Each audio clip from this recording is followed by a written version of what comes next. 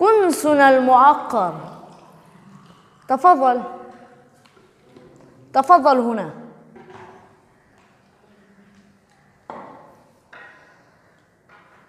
أرجح أن صاحبك الملك الفلك لا يحظى بمثل هذا الطعام في داخل القلعة. ألا توافقني؟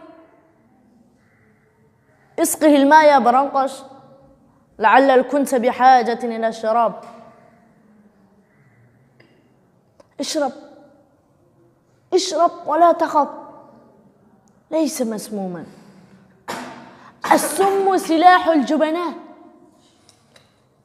وإذا أردنا قتلك قتلناك قتلة تليق بمقام الكنس وتليق بنا أيضا.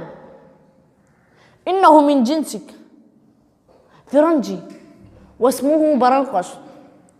لا تعجب، لقد تربى عندنا ونحن نحسن معاملة الختم، وهو لا يعرف لواء فيكم، لقد أصبح منا. أليس كذلك يا برنقش؟ خدمة الأمير غاية من الوادي والشرق يا سيدي. ترى لو أمرتك بقتل الكنس هل تفعل؟ لو أمرني الأمير بعلاج نفسي فعلت. ما الذي غير وجهك أيها الكنس؟